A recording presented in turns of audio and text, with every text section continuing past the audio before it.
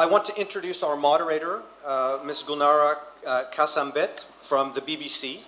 She is a senior producer at the BBC covering Kyrgyzstan and has been a journalist. Yes.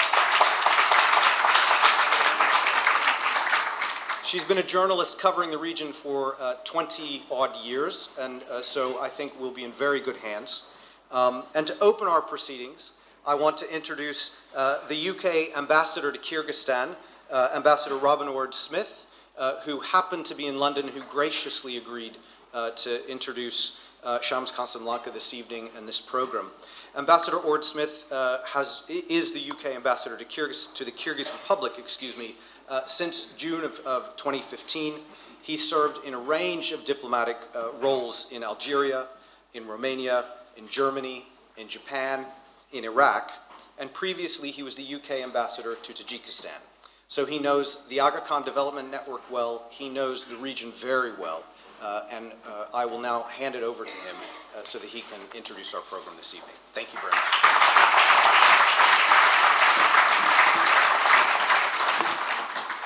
Matt, thank you very much indeed for that welcome. It's a great honour to be here, and it's a great pleasure to be able to introduce my colleague and my friend, Shamsh, to you, although I know that there are a lot of people here today who've known Shamsh for longer than me, so you will be able to add in the bits that I miss out.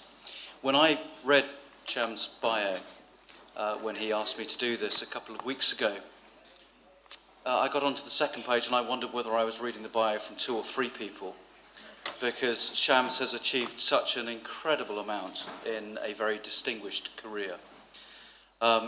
As Matt says, I was previous ambassador in Tajikistan. It's very good to see Akbar again.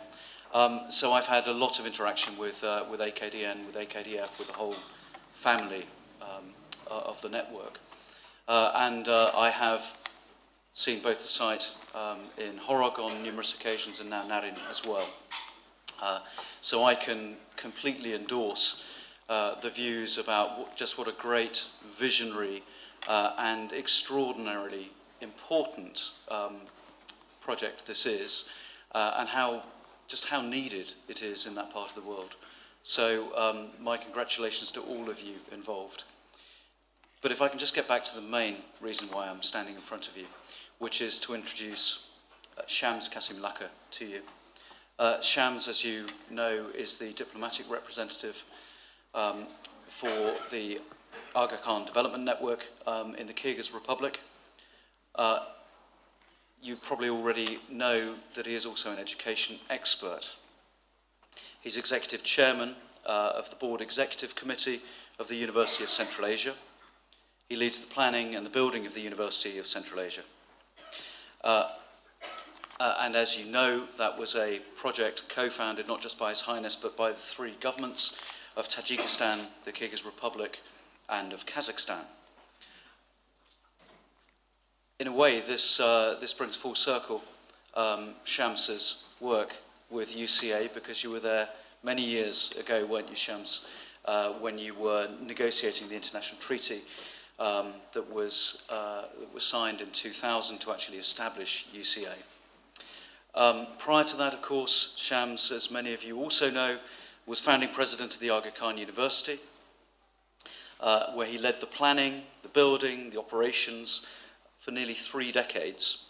AKU, of course, also established by His Highness in 1983, campuses in Pakistan, East Africa, and here in the United Kingdom. In addition to that, of course, Shamsh has consulted for the World Bank, helped with the Nazarbayev University, I understand, with that.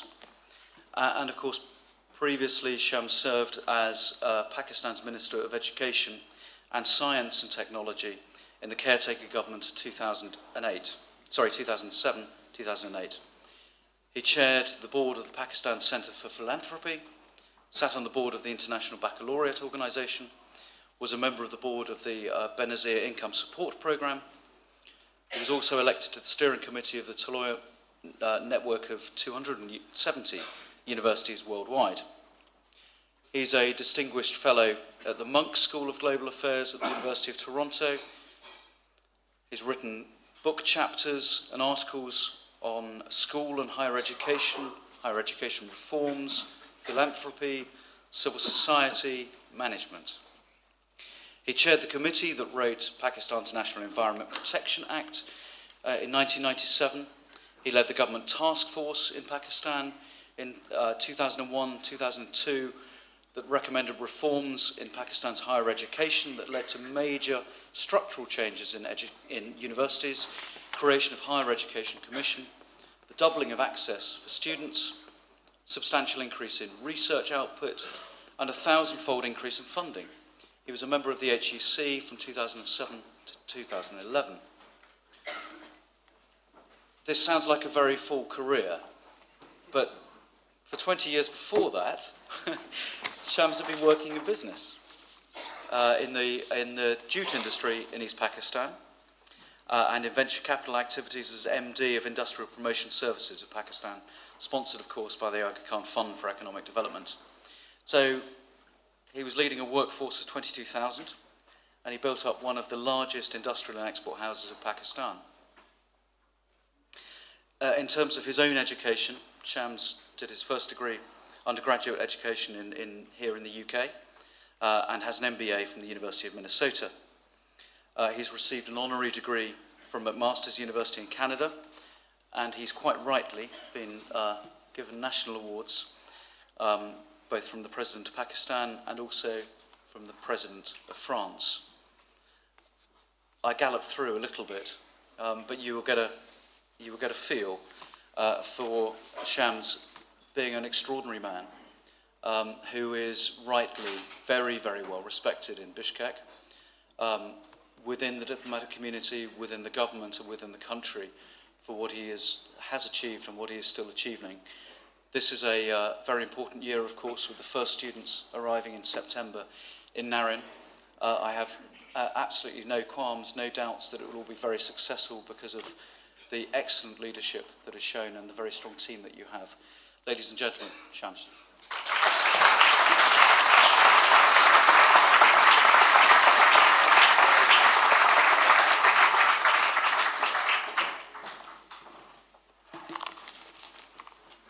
Bismillahirrahmanirrahim. President of the Ismaili National Council, Chairman of the AKF National Committee, Mr. Kyrgyz, and members of the Council, members of the National Committee of AKF, distinguished ladies and gentlemen, Namdar Mukhi Sahab, Kamriya Sahab, and all the volunteers who are really, I was very, very happy to meet the volunteers who've been serving, I don't know for how long, ever since I've been with AKU. These are the volunteers, and especially those who serve the coffee and tea and the lunches that we've had here. It's really wonderful, and I want to thank all of you for organizing this. Particularly, I want to thank Naguib Kyrgyz and his team and Matt for organizing and inviting me to be here. It's the first time, really, we are speaking about the UCA. There's no reason we kept it under covers, but we were following His Highness's advice that let the work speak for it. So there was no reason for us to speak about it until the work was ready. And now I think we are at a point where perhaps we can have some more information for all our well-wishers. I also want to thank all the diplomatic corps representatives here. I want to thank Gulnara as well for being here. You've really done us a great honor by your presence. I also want to thank Robin Old-Smith for this very generous introduction. It's very kind of you. We have known each other for a few months, but we feel as if we have known each other for a long, long time. And once you are on the golf course with him, why, there's no way you can ever catch up with him. He is one of the most avid golfers. He's a scratch golfer at St. Andrews. He's a member of the club. So you can imagine what new ideas and what excitement he brings to Bishkek, besides his diplomatic prowess. Thank you very much, Robin. Um, I just want to say one more thing because I'm a little bit emotional tonight because this is the town and this is the Jamaat where I had the honor and privilege of being a Kamaria of the London Jamaat. And I was a member of the council while I was a student in the UK. And that was in the 50s. So, so I can see that some of you probably were not born at the time, but that's okay. We laid the foundations. It was a student Jamaat, and we had terrific times with all kinds of exciting trips and Saturday, what do you call it, socials in those days. That's what they used to call them. Dances and, getting together, music, mehfil, and so forth. So I just want to say how very happy I am to be back here. Today, of course, our subject is the creating the opportunity on the roof of the world, and the roof of the world is where Central Asia is. Most of Central Asia, in the Pamirs, in the Altai, in the Karakoram, in the Hindu Kush, in the Himalayas. That's the roof of the world. And so how do we create opportunity in this roof of the world? And that's the subject we will speak about a little bit today. What I wanted to do was to go through quickly the introduction to the Aga Khan Development Network. Most of you have seen the big chart. I've simply put here on the left-hand side is the economic development arm, the social development arm, and the cultural development arm. And within the social development arm, we have the Aga Khan Foundation, the Aga Khan Education Services, the Aga Khan Academies, and of course the two universities, AKU and UCA.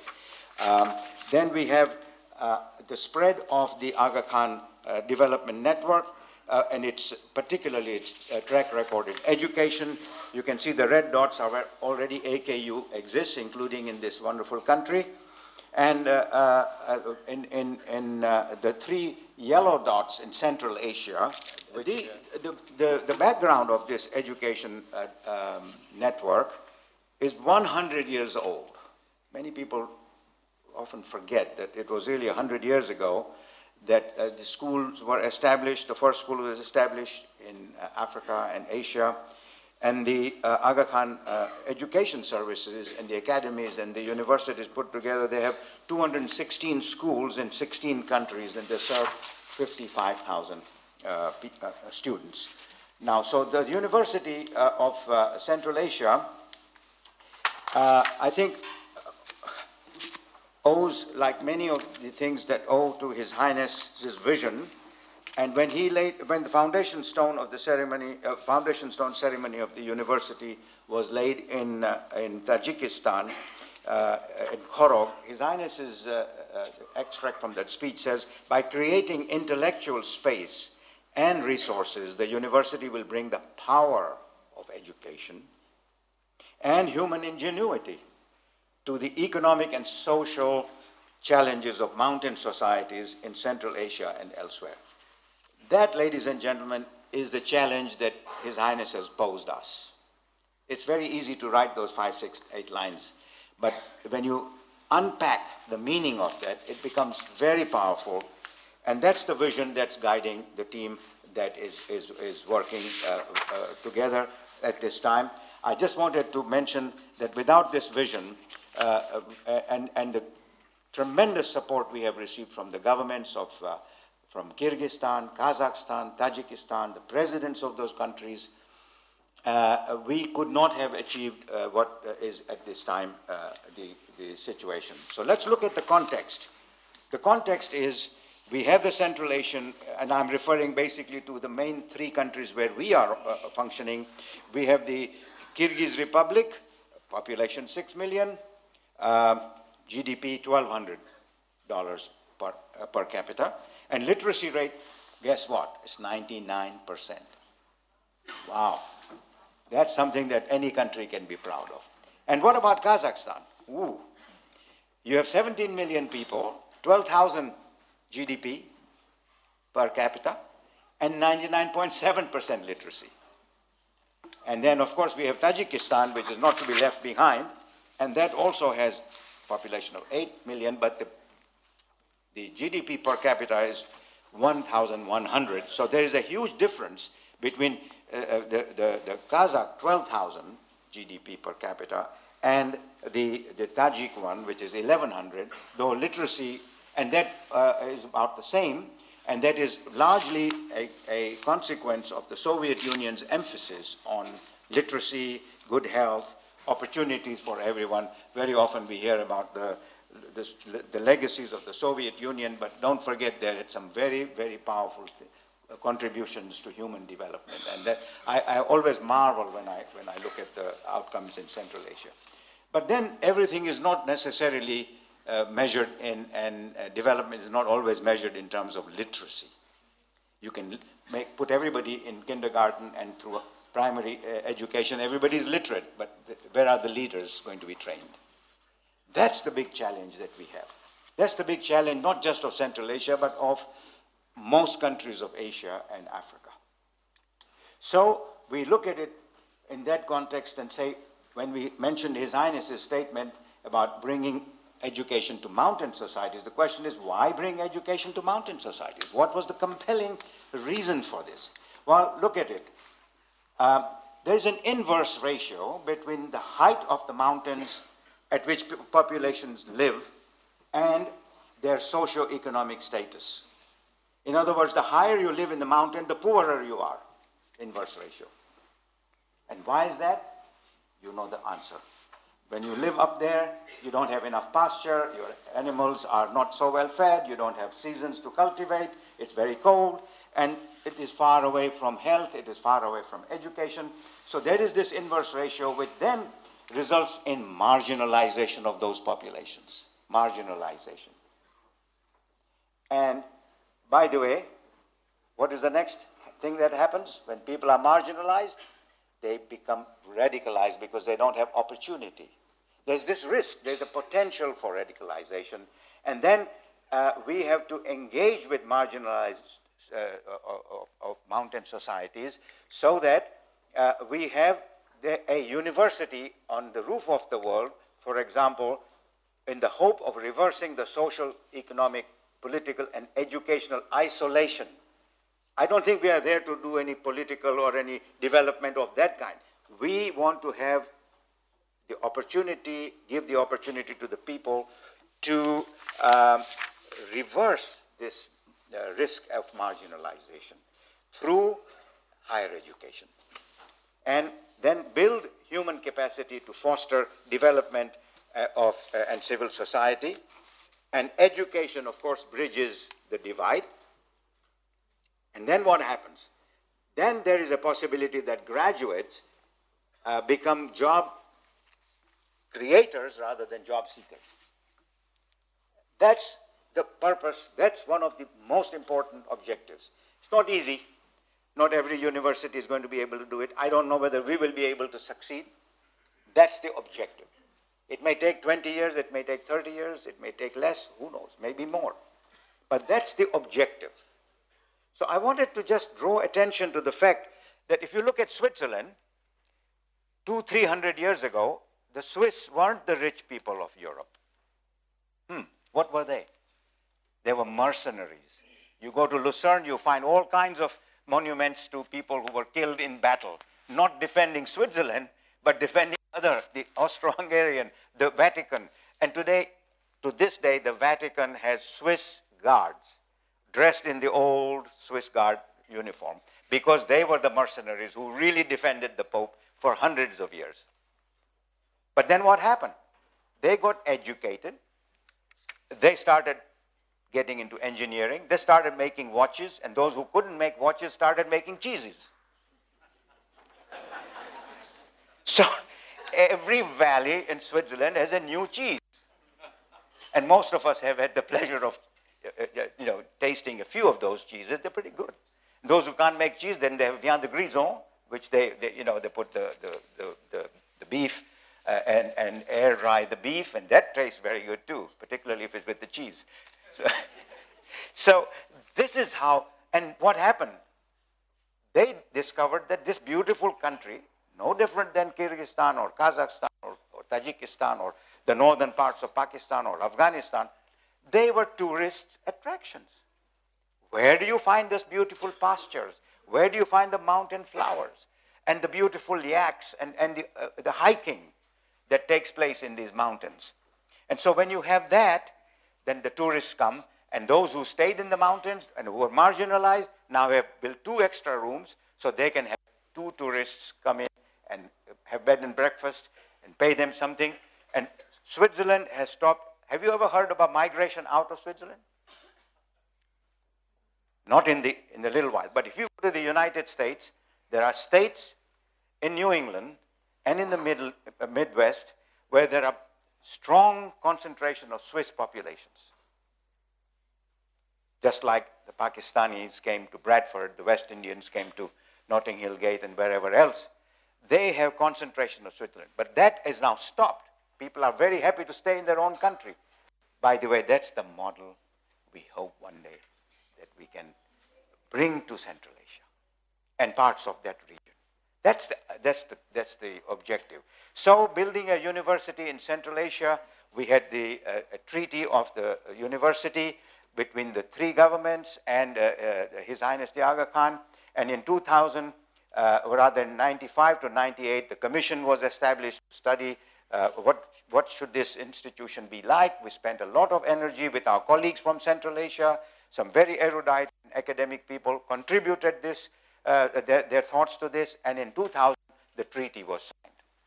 And what happened there was that the treaty was then registered with the United Nations as an international treaty, which gave the university certain rights that the countries gave it.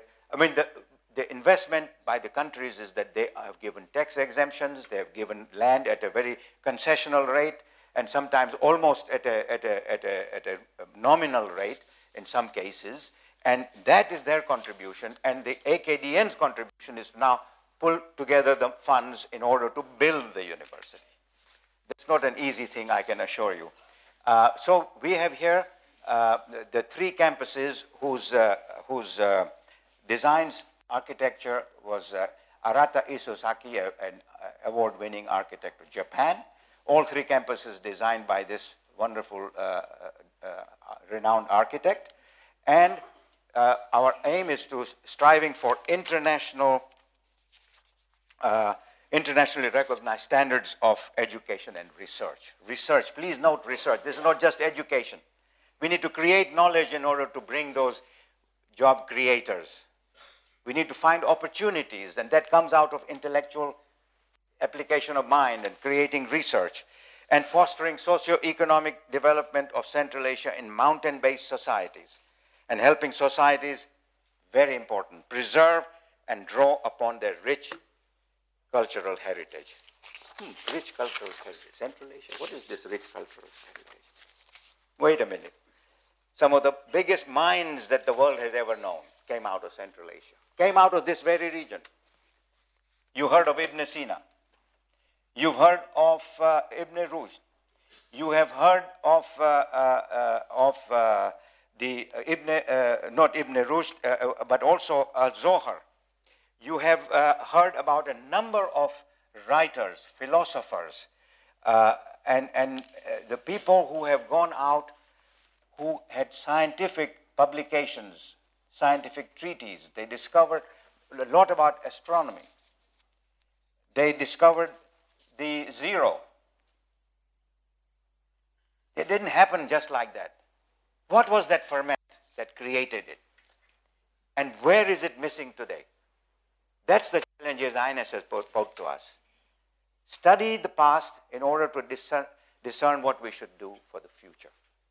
And one of the reasons we have understood, at least in our own little way, is that those were societies that were enlightened, where dialogue took place openly, where there was an inclusiveness. Whether you were from Central Asia, you came from India, you were from Iran, everybody was welcome to come and be at the court. And the courts in those days, or the big rich merchants on the Silk Road, they fostered poetry and science, and in those days, the technology that existed. So we have a situation that we have here preserving and drawing upon the rich cultural heritage. Believe you me, those of you who have visited Central Asia, you know how rich that cultural heritage is. And where is this broad regional coverage of our university? All the big three triangles that you see there are, I'm afraid this is not showing up. Right up at the top is the Tekeli, which is the campus in Kazakhstan, then coming down to Narin, and then there is the campus at Khorog. All the yellow dots are different universities that are working with the UCA in partnership, working in the Aga Khan Humanities Project, and also there are the pink dots or pink diamonds where the School of Professional and Continuing Education is working as well. So what are we doing?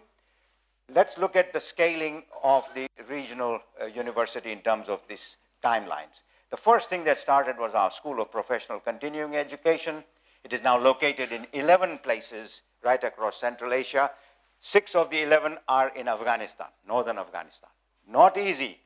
You know Afghanistan is not an easy terrain. It's not just mountains that's difficult. There are other things. And we are out there doing this, and to date, 85,000 learners have come out of the School of Professional and Continuing Education. So before the campuses were ready, people have been getting the benefit of this university, and that's the challenge His Highness gave us when we first presented the feasibility for campuses. He said, wait a minute, this will take you 5 years, it may take you 10 years, maybe take you longer. And once the graduate come out after 4 or 5 years, it'll be another 10 years before they get into something that is productive. So what happens? In Central Asia gets no benefit until everything is ready. Think of the community, connect with the community. And that's how we are now training mid-career professionals. We are training students to prepare themselves for university education. We are teaching Chinese, we are teaching Russian, English, financial accounting.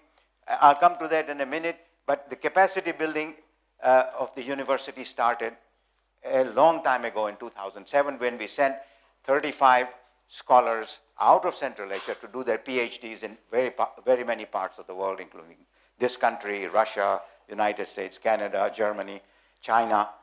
And then we established our research institutes.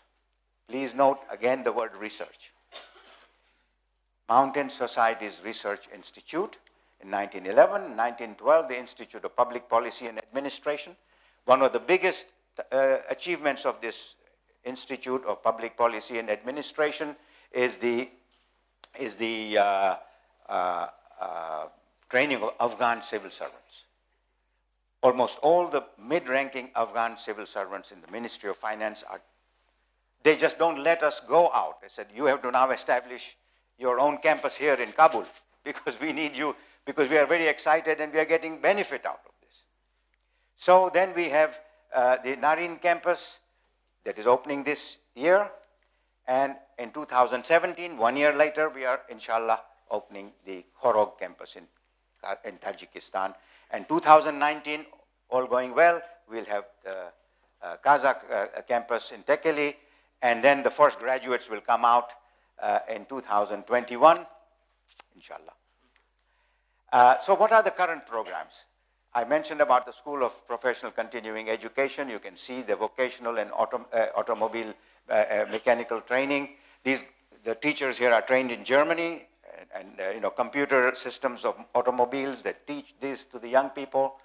And then we have, we have the cooperative called Zindagi, where they learn all the crafts. They make furniture, they make doors, windows, and they make a cooperative.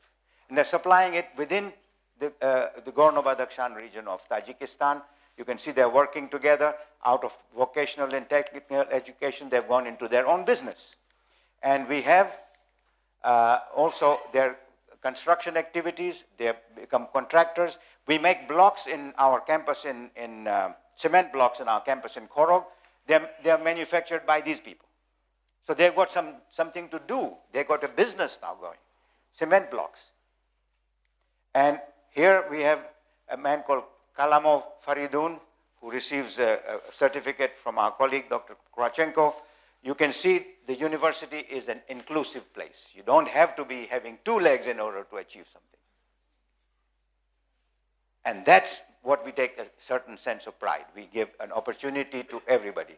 And by the way, this is the graduation ceremony, particularly with the Afghan students in here. Why am I mentioning this? Because there are students who come to Korog from Afghanistan, northern Afghanistan. They spend 3 months, 6 months studying. And so what do they study? So I was there, and my colleagues are there in that photograph with all the students and faculty. And what happened was that we said, I asked the young women who were next to me, I said, what did you learn here? You come from Afghanistan, what have you learned? So we learned a lot. I said, what did you learn? Tell me. He said, we learned to be on time. Oh, to be on time. So there is no rubber time, okay? It is 8 o'clock is 8 o'clock. So what else did you learn? So we learned to respect one another. Wow. You take this for granted in the United Kingdom or in Europe or in other parts of the world. But in Afghanistan, this is unusual because everyone is for himself. Because circumstances have made people into that. I don't blame them. So education brings this opportunity to connect and respect. And I said, what else? So a teacher from the back said, and they learned hygiene. What a wonderful education. Women saying, we learned hygiene. Because one of the biggest problems in Afghanistan is primary care in health. Infection is very high. And mothers and children particularly are big sufferers. So I'm just telling you that the impact is not that we taught them English or accounting, it is much broader. And these are the young women, you can see them there. And then Aga Khan Humanities Project, which is, what is it? It is the development of critical thinking and writing skills within multidisciplinary humanities framework. Big words, big words. 57 universities in the region are using this program which we developed to broaden the thinking, to become critical thinkers. And 11,500 students have been trained by 500 odd faculty members. We have the Mountain Societies Research Institute I spoke about, and of course the Institute of Public Policy Administration, and then Cultural Heritage and the Humanities Unit. We have actually a unit which teaches people about their culture, promotes music, teaching of music. They go right into school classes. 3,500 people in Kyrgyzstan are learning this music from our programs. And of course, the research publications are all coming out as we speak. So the undergraduate program is, of course, the capstone or the jewel in the crown of the university, which is now being prepared. We are building only phase 1 of the undergraduate program because let's learn and then go forward. Let's build and let's get some experience. So in Narin, when we are starting this year, we're teaching computer sciences, communications and media, and Central Asian studies as a minor. And in Korog, it is earth and environmental sciences. You heard about all these mudslides and disasters from earthquake. That's what we're going to teach, climate change, and economics. And the minor is a development studies. And in Tekeli, we got engineering, sciences, and business management, and globalization studies. And the language of instruction?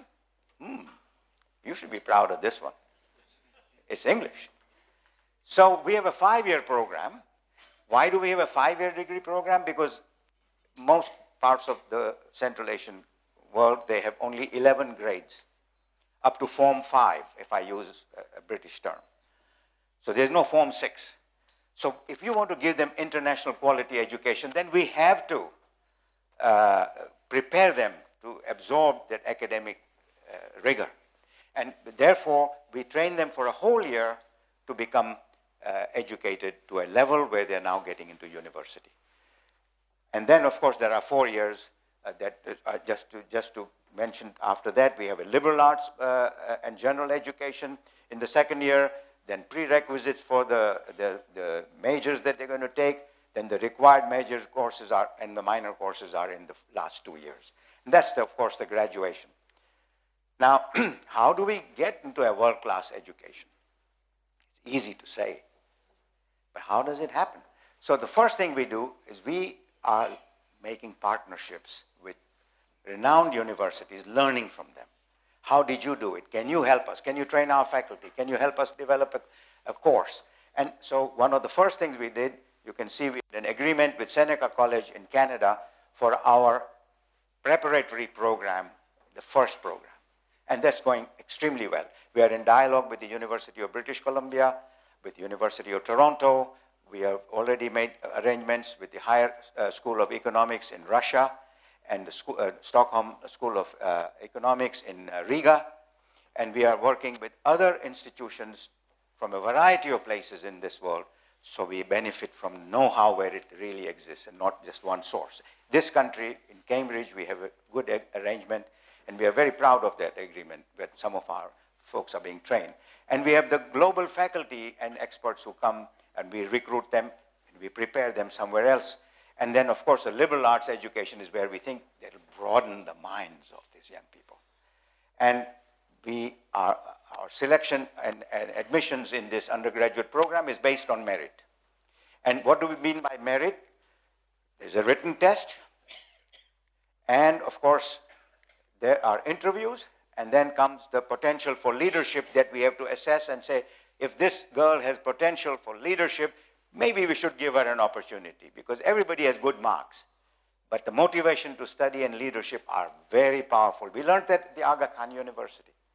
It made a big difference when we put that into the equation. And of course, 2016, we announced admissions, and we have 522 applications for 70 seats.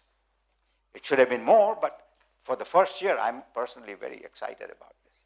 And they are good, strong candidates. We have already shortlisted 204 of them. And there's a strong competition from all three countries. There will be application from Pakistan. We have application from Afghanistan. And by the way, what will it cost? It's going to cost $5,000 for tuition and $3,000 for room, board, laptop, library, sports, everything else. And that's $8,000 annually payable in your national currency. We are not asking them to pay in dollars. They don't earn in dollars. And the fees are benchmarked against other high-quality regional institutions. So we are not an outlier. But believe you me, $8,000 is not the cost. It is at least 4 times that much. Who's funding it? Who funded this center? So we have here financial aid. Of course, our aim is to diversify that. Because His Highness has said, I will take care of a particular period. He told us at AKU, first 5 years of losses, I will bear. Then you tell me when you're going to recoup. And then when you're going to recoup, and when am I going to get back that money, because then I can plow it back into the university. I remember when he said that to me, when a single brick had not been laid. He said, I want to see the cash flow. When are you going to break even, and when you're going to recover money? And I said, 11 years before we repay you the money. In 5 years, we break even. Believe you me, half my hair I lost because of the first 5 years. So merit-based scholarships are given, and there are needs-sensitive grants. People who don't have the highest merit, but they are needy. They're orphans. Maybe they come from poor families. And then we have interest-free student loans. These are not one of these interest-bearing loans. There's interest-free. There's a very small service charge, but the loans are interest-free. And then up to 90% you can have of your fees of $8,000 paid by the university if you have a deserving, and if you can prove to us that you are the deserving candidate. And financial need will not affect admissions, because which is solely based on merit. First, we admit them, and then we ask them, have you got the money? How can we help you? Where have you heard this happen before? Well, that's one of the objectives His Highness said. Nobody should be denied education because they don't have the ability to pay for it. Believe you me, this is very difficult. Now, quickly, we look at the campuses and their settings. This is the Tarin town where we are building our first campus. Look at the mountains. Look at that valley. There's a river running through that. And that's the first phase of our campus, which is, this is the academic building here in the U-shaped. The other 3 buildings are dorms, and this first phase, by the way, is part of this whole master plan. Look at the big master plan that is going to happen in 4 phases. And this is the status of the Narin campus in July of 2014, 22 months ago, and this is the status today in 22 months. And so let's quickly run through this. This is the entrance of the academic building, the classrooms, the faculty residences. I can already see some people saying, well, maybe I should become a faculty member over there. And by the way, these are student dorms. Now there we go. So here is a faculty lounge terrace overlooking the beautiful river and the mountain. This is how we want to trap our faculty. Give them the opportunity to perform and give them the attractive surroundings. And of course, the student lounge and the library. This is just the first phase. And classes begin day 1 in Narin campus, 8 a.m., 5th of September. That's a date was fixed 2 years ago.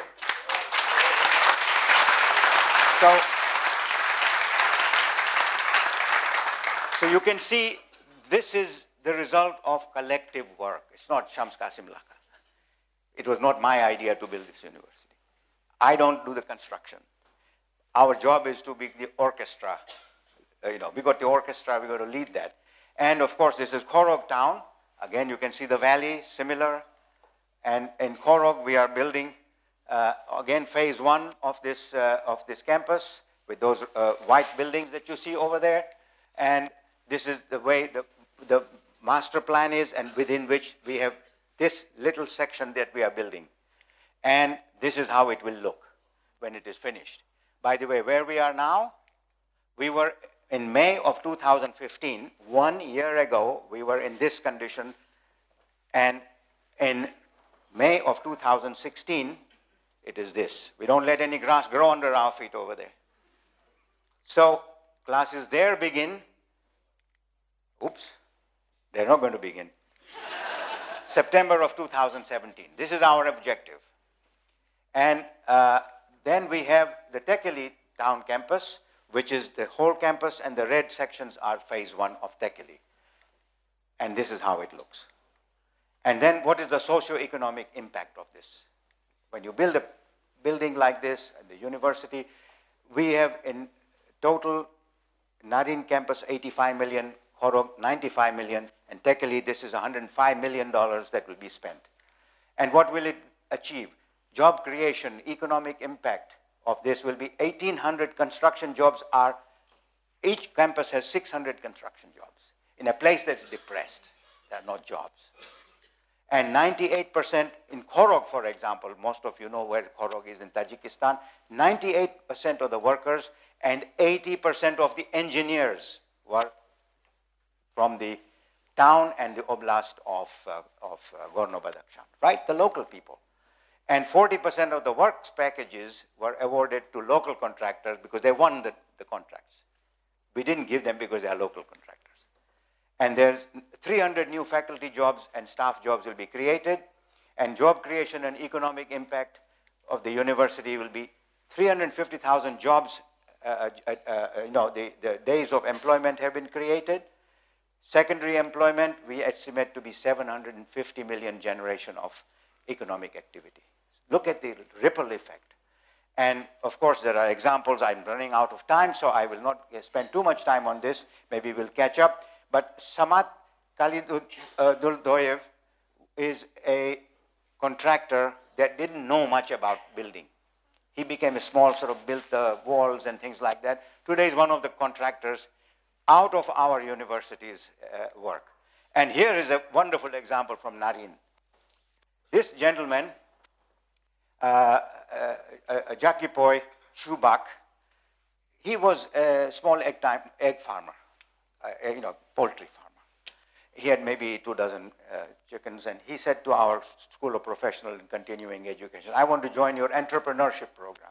So they said, fine, come along, join. This is the fee. He paid it, and eventually he learned about doing a business plan. And then a part of our study is send him to Bishkek to see how other poultry farmers do it. So 15 days he was there, he learned how it is done. He came back, and what this Jackie Boy did, he spread the word with his friends. All right, you keep some chickens and you keep, and before long we had a cooperative of chicken farmers. And all the chickens and all the eggs that we eat on our campus, in our welfare facilities, are all coming from Jackie Boy.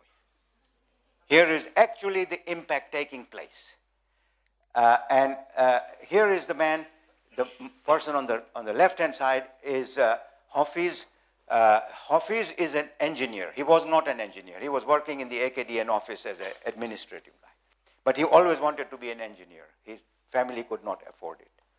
So when the AKDN office saw that he had this capacity, they sent him to England to do project management. And before long, he became involved in the Khorog project, and today he's the head of the Khorog construction, building $95 million of construction. He's supervising. He's from Khorog. I mean, how can you not admire what these people are doing? Look at the grit. And then, of course, we have high quality employee welfare facilities. We got very nice canteen. By the way, canteen is run by a local Jackie Boy's friend who buys the eggs and chickens from him. So you remember the song which says they are laying eggs now. So that's creating a multiplier effect. And then we take care of our workers, their blood pressure, they're sick, we got a nurse on board, doctor. So there are, beyond the campus, there are things that's very important. I want you to see this, that we've just opened a family medicine and diagnostic center in Narin. It has got all the facilities for X-ray and all the tests, plus endoscopy. There's no endoscopy equipment in Narin, entire oblast. So from the day it has opened, there are 7 to 8 endoscopies every single day. And that's the benefit that the community gets. Because His Highness said, look, it is no good having just the university. We do something for the people. The people can also benefit out of it. And so we have the center. We are proposing to build a university in Narin, and of course Khorog. And there will be housing facilities that we are proposing for the faculty where they can live outside the campus, and the town people can also participate. And early childhood development is about to be started very soon. And we are renovating a park inside the town. This park is a beautiful, it was a very torn, very shabby park. And we're investing, we're bringing plants from 60 different species from outside of the town and bringing them in. And so just to conclude, you will see this is a quote from His Highness's statement at the first graduation of the medical school, where he says, Al-Azhar, Oxford, Heidelberg, and Harvard are in AKU's bloodlines, but it is strongly influenced by its times and its location. That's the first university His Highness established. All of you know about AKU, right? And I have to tell you that the bloodlines are now coming into UCA.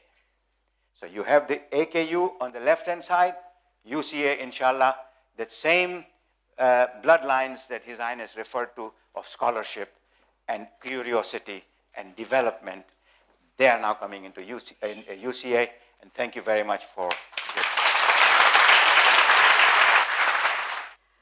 Dr. Kassim-Lakha, you know, with the BBC, you've got an equipment. You stand on this equipment, hold hands together, and then it counts the weight, the height, the blood pressure, and according to all of those parameters, it also measures the age of your heart. And I think if you stand on that equipment, your heart age will show 30.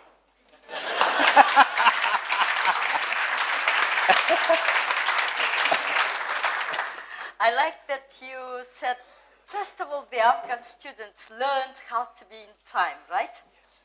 You know, I'm from Kyrgyzstan, and for Kyrgyz, there is only 3 timing, you know? We do not ask, what time? We've got only 3 times, morning, noon, and evening. And you just said that on the in September 2016, the classes will start at 8 o'clock. How are you going to make the students come in time there? That's a very good question. How do you teach them Right. to be Well, disciplined? the first thing we want to do, before the students start classes, there's going to be orientation. Okay. And the orientation period is a whole week. We will teach them not just to keep time, but how to use the library, how to use the internet, how to respect each other, how to have leisure time, and how to study. How to study is also very important. And how to keep your room clean. That's another thing where we have to teach them, because everybody is not used to living alone. Many of them are living with their siblings, 2 and 3 to the room. And this is the time now they will have just 2 persons in a room with luxurious place. By the way, they've got double bathroom sinks for each student in their own ensuite place. So I think we will have to put our rules straight, and that is part of education. You also said that alongside all sorts of sciences, you also will be looking at the leadership potential of the future students. Do you think I can enter your university there? You're already a leader. You'll be disqualified. And if I enter your university, will you encourage me to wear a headscarf? I'll tell you what. We have learned this a long time ago at the Aga Khan University. The more you drill people into how to behave, the more complications become. What we did, one of my first requests to my faculty was that let's have a dress code. Oh, dress code! As if they were expecting me to lay down, they're going to wear black or white or this or that. And I said, look, the dress code is what you will write down, which will be acceptable to all shades of our students. And the most important statement in that was that you have a dress which is respectful and it is in decorum within the culture within which we are living. So in Pakistan, we don't expect young women to work, short shorts and move around in high heels. That's not, it may happen in Minnesota, but it won't happen, and it is inappropriate. So many people come in the hijab, so that's okay. Some people have a beard, that's okay. As long as you respect the other person's space and their feelings as well. And you don't start to say, this is the only way to dress. When I was invited to chair this short question and answer meeting with you, I'm a journalist and my mind is skeptical. So when I was in Kyrgyzstan, I decided to go to the site and see with my own eyes what's going up there. Shall we see the film? Yes. Embraced by snow-capped mountains, this is the construction site for a new international university. Due to be completed by September, the first students to study in this building have passed through a rigorous selection process. The University of Central Asia was established to promote socio-economic development in the mountain regions of Central Asia. It offers internationally recognized degrees and places an emphasis on the skills needed to develop the mountain regions and their economies. The UCA's curriculum focuses on the unique characteristics of mountain regions and their development needs. Future UCA graduates will specialize in earth and environment, economics and engineering. In addition, students will learn about the history and culture of Central Asia, global processes and development prospects. The campus will provide student accommodation, kitchens and sports facilities. The entire site, including the students' medical center, will be connected to the internet. In May, students from Kyrgyzstan, Kazakhstan and Tajikistan sat an entrance exam. Now those undergraduates who passed the initial tests are going through the second stage of selection. I'm taking extra classes to apply for the UCA this year. If I'm successful, I'll study at UCA. I'm interested in communications and media. I'd like to learn all about new media technology because it's always evolving and changing rapidly. The majority of local people are poor, and for most of the undergraduates, tuition fees are a concern. However, there are grants and 10-year loans to support young talent from low-income families. Students will begin to repay the loan 2 years after they graduate. My family is very big. It will be really hard for my parents to pay for my tuition. I found out about the UCA's financial aid program and I really liked their student loan offers. The university provides internships in different companies and encourages students to earn money during summer holidays and save for their tuition fees. Some local Muslim activists are, however, concerned. In their view, if this university is funded by the Aga Khan Development Network, it will promote Ismaili ideology. Dr. Shamsh Kassim-Lakha, diplomatic representative of the Aga Khan Development Network in the Kyrgyz Republic, seeks to reassure the public that such concerns are unfounded. The Ismaili community is not in proselytization. It does not preach anybody to convert into our sect. This is now a historic fact. Over the last 150 years, you will not find this happening at all. And so we were working with our own community, and wherever we work with our own community, we also respond to the needs of those who are neighbors of that community or living with them. The local community is witnessing how Narayan City Park is being transformed into the Narayan Smart Park. Locals are also seeing other changes. Janibek Omikev is one of the many local residents employed on the construction site. Since the beginning of the UCA construction, approximately 200 to 300 residents from Narin have been employed on the site. In addition, the UCA laid water pipes in the nearby Tosh Bolak village. The university administration is reconstructing the Narin City Park into a smart park that will open in August for the people of Narin to enjoy. The UCA campuses are located along the historic Silk Road in Narayan, Kyrgyzstan, Khorog, Tajikistan, and in Tekili, Kazakhstan. But the Narayan campus is located 250 kilometers away from China, a leading economic powerhouse, which may help it achieve its aim to become one of the global centers for economic and intellectual development.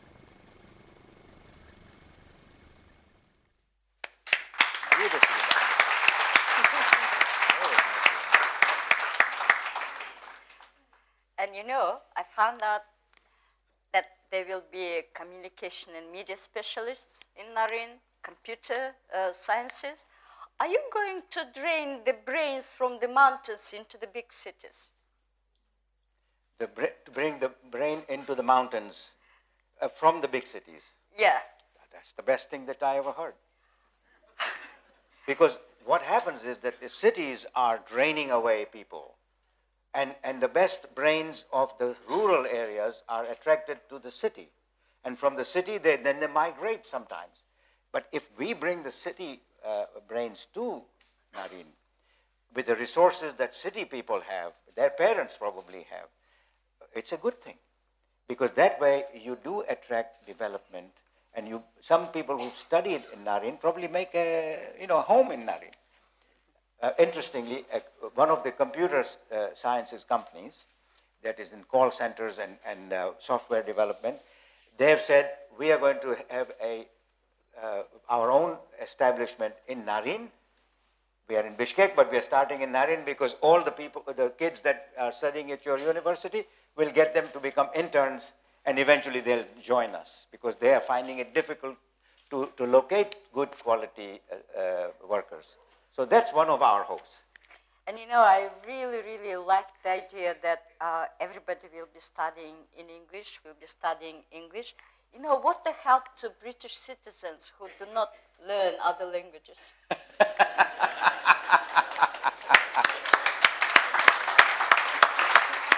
Well, I can go on talking with you on and on, but I would like to invite the audience if you've got any questions for Dr. Kassim-Lakha. Yes, please. Shamsh and I go back a long way. We are 2 months apart in our birth dates. So I can probably ask him a couple of questions which I take the liberty to do that. I noticed that the buildings are very powerful in color outside. The inside is brilliant and very, very conservative and beautifully modern. Why did you choose that particular type of coloring and architecture? Also, a subsidiary question. Obviously, adding so many people to an area which is probably not equipped for infrastructure, how do you manage to create sewage systems and treating all that? Good, very good. Let me answer the first one. Zul's my cousin, my first cousin. So he's certainly taken that liberty. First of all, when His Highness selected Arata Izosaki, the Japanese architect, there was a very strong brief prepared for the architect. And one of the things that His Highness asked the presidents and governments of these countries is, what kind of buildings would you expect this university, what kind of architect would you like to have? Architecture. And there was a unanimous voice from each of the three countries that we are looking for modern architecture. We are not looking for something that goes back to the Oriental style. We are a modern-looking state now. They are all new states at the time. And he said, yes, I respect your wishes, and so let me think who will be the architect. And eventually the architect was given a brief, and the architect was to design something that fitted the idiom that fitted. It was not competing with the mountains. These are low-lying buildings. There are no big skyscrapers in Tekeli or Khorog or Narin. And it should have a human scale. Now, why all the colors? I didn't understand that until about last fall. I was there in the month of October.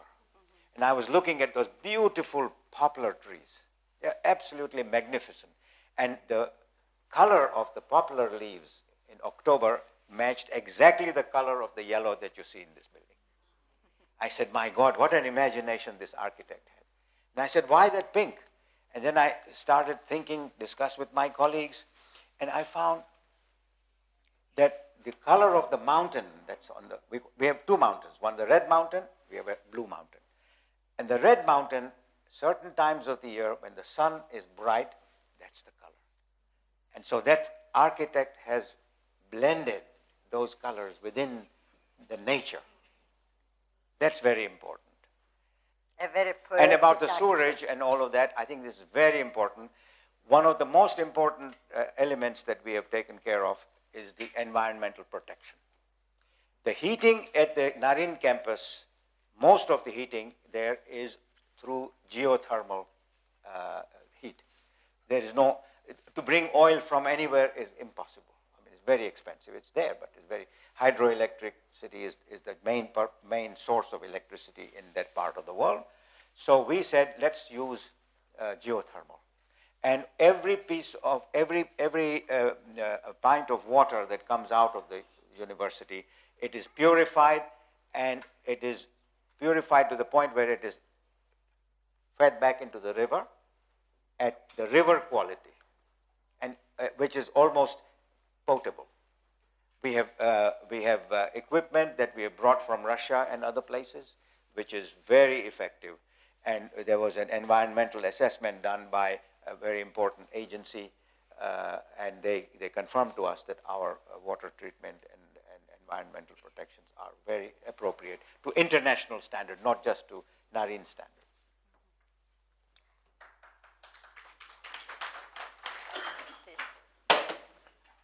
Yes, microphone, please. Yes, here. Thank you, Dr. Shamsh Kassim-Lakha. My name is Dr. Marut Siltomo Borakshoeva. I'm the author of Islam in Higher Education. And when I was in Pakistan in 2006, I had the honor of meeting you and having a conversation with you. I quote you in my book as well. And my question is, probably some of us that are from the region, we have kind of an answer to that, but I want your expert opinion about the challenges that the University of Central Asia is facing as compared to the AKU that you had long experience of building AKU, and we know that AKU is AKU because of you. Thank you. That's a very, very good question. I would say that first of all, it's only been 2 years that we are building our first campus. So I'm not sure that we have understood all the challenges.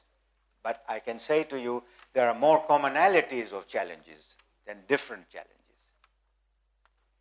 A commonality of challenges, 2 minutes.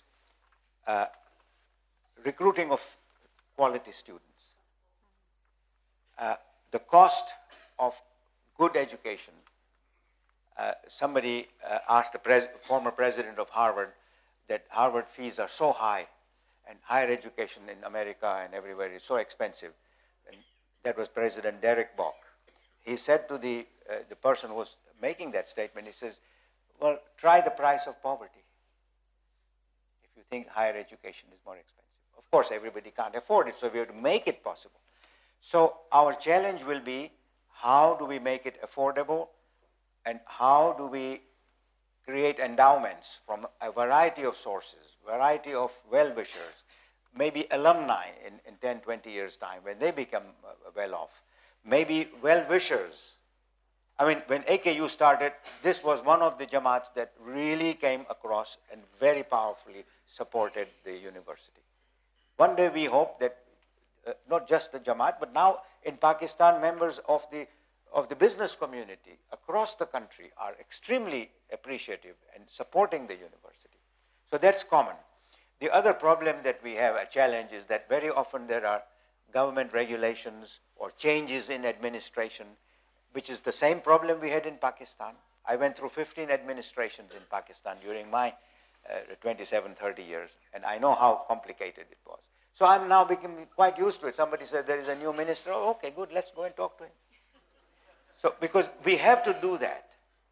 And that's the meaning of building something and taking a long-range view, which is what His Highness has advised. Take a long-range view. And believe me, one of the good things is that we have a lot of support from the people and from the governments. They have now understood. For a while there was a confusion also, whether this will come up or not come up. Why is it taking a long time? I mean, I have to be honest with you. Look, I'm quoting His Highness. He said, when AKU was established, he said, a good university is not like instant coffee. You don't just pour water and stir. Many of you have heard that expression. A good school, he said, takes decades to develop a standard. A university will take much longer. So we have to stay with it. And the faculty, most of all, they have to be committed. They have to be high quality. You know, sometimes it's more difficult to talk to the local community. It's easier to talk to intelligent, ambassadors, to the UK ambassador in Kyrgyzstan, to the Kyrgyz ambassador in UK, to the ministers, even to the president of Kyrgyzstan. But I think it could be much more challenging to convince local mullahs. How would you convince them? Well, it's interesting you should ask me, because just last week, I requested the Qazi of Naryn. I said, you are Qazi. Qazi is the head imam. And I'm hearing some people are very excited about this. Some people are skeptical about it. So why don't we have a dialogue? So I said, we had just 2 months ago, we had a town hall for the whole town of Naryn. The governor and the mayor of Naryn invited 300-400 people, and we sat and we spoke and explained, and they had questions just like this. Their questions were more pointed, I assure you. And they were right, because they didn't know what is this building coming up, and how it is coming up, and who is going to fund it, and what is the purpose. So they asked all those questions. How much corruption is there? Because that's what the first thing that they ask, if so much money is being spent, who's making the money? So the governor answered that question. He said, you know what? Not a single penny is being given by the government, and it is their money, and they are spending it, and I know that I have my people here. They are going and checking out as well, and I'm very satisfied there is no corruption. This is the governor making this statement. So I had nothing to report there, but then comes the mullahs. So they came, and they were quite skeptical, most of them. And I gave the presentation and After that, there was a question-answer session, and there were a list of questions, all written up. What is the mission of this university? What is the mission of the Ismaili Imam? Asking the questions that you have, hinted at. And I had to explain. So, do you pray? What do you mean, do I pray? I am a Shia, but I am not from the Iranian Shia. It's another branch of Shia. There are many branches of Shia, and there are many branches of Sunni. Did you know that? We are Hanafi. I said, I know you are Hanafi, but there are Wahhabis, there are Salafis, there are Barelvis, there are Devbandis. There are so many branches. So you must respect the pluralism in Islam. This is what gave that ferment that I spoke about in the past. So this dialogue then opened up their thoughts. I'm not sure that they were totally convinced. I don't expect them to be. One dialogue is not going to. But by interacting and learning from each other and understanding their concerns. And I said, look, this is a secular university. We are not allowed to teach religion here. It's in our charter. Now I don't have a mosque here because it's a secular university. Now can I send my students to pray at your mosque? Will you accept them? Oh, we will be very happy to accept you. Oh, that's nice. I was very reassured because one of our worries, our board and everybody, how are we going to make sure that the students pray properly? After all, we are God-fearing members of the Muslim community. And whether I'm A or B type of Muslim, that's not my business. As long as they want to pray. And so the mullah said to me, bring them over, I'll be happy to. So we are now in the process of developing how to do it. Okay. Any more questions from the audience? Yes, please.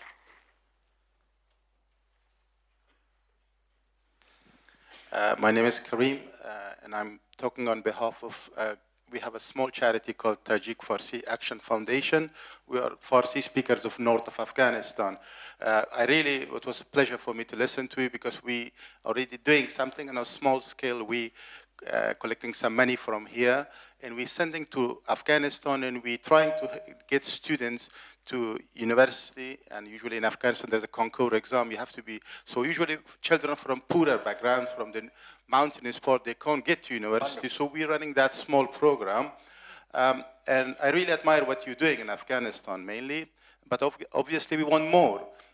The fact that those 3 countries that you are running your project there, they benefit from the Soviet education system, and the literacy rate was almost above 90%. In fact, in Afghanistan, the literacy rate is 90%. So don't you think there was a bit of a niche market in Afghanistan so that you should have established your university, especially in the north of Afghanistan or central part where Farsi speakers are, and they're quite anti-Taliban, they are quite peaceful, and they're running a peaceful life, and they would have benefited from this program more. Thank you. Well, let me assure you that the University of Central Asia is not just for the 3 countries. In the charter that the 3 countries have actually signed on to, it says we will expand this university in all mountain societies, mountain regions, wherever there is a request, wherever there is a demand, wherever is our ability to do.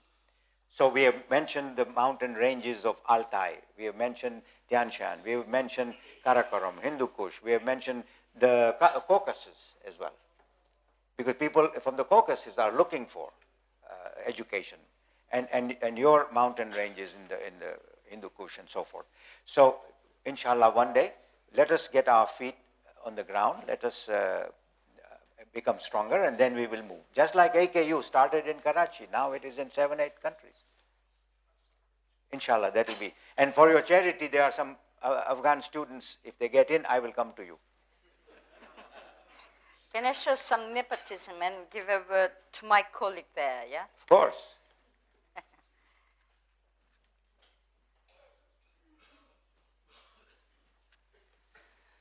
Hi, my name is Almaz. I'm actually from Narin, so I was... Oh! By the way, so is the minister counselor from your embassy is also from Narin. Oh. Some of the best things come out of Narin. I was actually very happy to see the community work that you're doing. My question is, mainly related to the topics you decided to teach as undergraduate programs. Why computer science? Because I understand it's a niche market. I understand it's developing fast, and there are some very good website designers and so on. But they're mainly located in bigger cities, and even internet connection in Naren is a big issue. So is this a step to grab the bull by the horn, or? Yes, certainly by the horns at least. The point is that we have to bring opportunity to the mountain societies. Just by teaching them law and economics and English and Russian or Chinese is one thing, but we cannot be leaving them behind in modern technology, modern means of communications. So how did we choose these subjects? There was a very detailed study undertaken. There was a market survey by Nielsen, one of the most famous marketing companies, consulting companies. They determined for us where the jobs are in the future, where they could be going, what is the future of the Central Asian economic development, and even if you have to train people who go away, there should be, if there is a reason for them to migrate, well, then let us prepare them to do something that they can make a good living out of. So out of that survey, we chose these subjects which are part of phase 1. Now, Gulnara asked me the other day, there is a lot of animal husbandry in Kyrgyzstan. Why don't you have veterinary science? I think her question was very valid. And tomorrow, a friend of mine will ask me, as already some people have, why don't you have the health sciences? After all, AKU is known for health sciences. Why don't you start your own? Inshallah, that may happen. But let's get our feet on the ground, and one step after the other. And I'm quite sure that, and now coming back to your computer sciences question, this is where a graduate with economics degree will get X amount of soms, or tenge, or whatever is the local currency. The computer sciences graduate gets 3 to 6 times more, even 8 times more today. If he's ready to be employable, he gets that much more. And that is one of the reasons why the largest number of applicants in our first batch want to study computer sciences. And by the way, the internet in Naren is getting better every single day. We are pushing the government. But I really want to take this opportunity before you conclude, Gulnara, if I may. I want to acknowledge the contribution made by my colleagues to the institution. These are the colleagues that are on board. His Highness is the one who has appointed them. I want to acknowledge Naguib Khairaj, who is a member of our executive committee of the board, Akbar Pasnani, who is also the diplomatic representative of the AKDN in Tajikistan. And there are 2 others, Shafiq Sachedina, whom all of you know, and Nizar Sharif, who unfortunately tonight they cannot be with us, but I want to acknowledge their contribution to developing the governance structure of this institution. Of course, His Highness and Princess Zara and Prince Rahim have also been involved, so we have to acknowledge their contribution as well.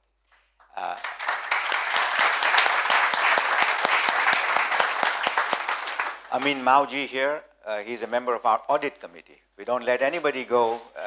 We make sure that he gets to get into the details so that the money is properly spent. And I want to acknowledge also Bohdan Kwachenko, who has been leading the university. Bohdan, please take a, just. Bohdan is the Director General of the University of Central Asia, and he has, for the last 12 years, been toiling in the trenches, as it were.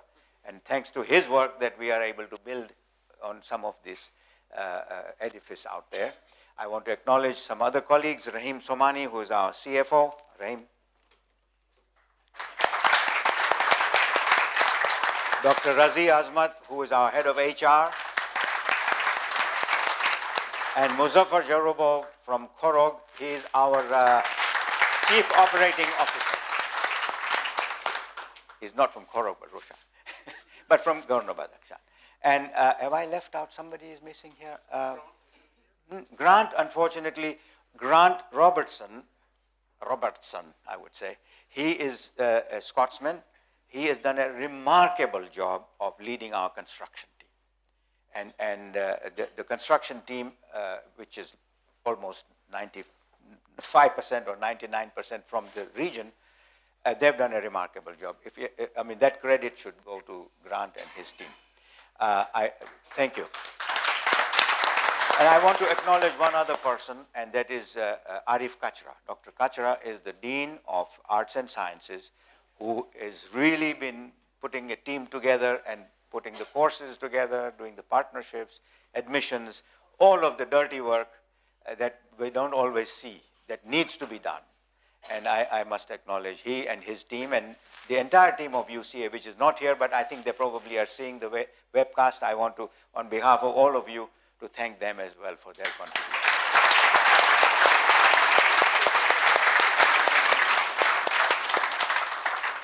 And you know, today is Friday, and it's Friday night, and that makes you a terrific audience.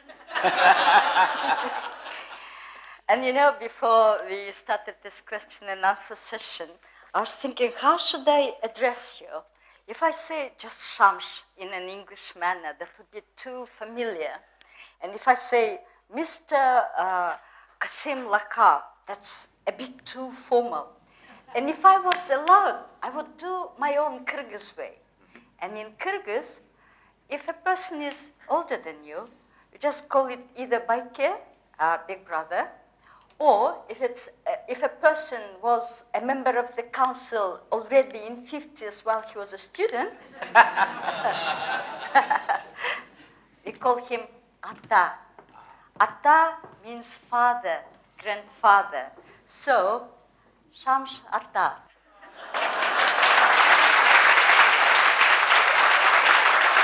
Thank you very much. And if I have to say, if I have to express my gratitude, I will say in Kyrgyz, John Rahmat. Yes.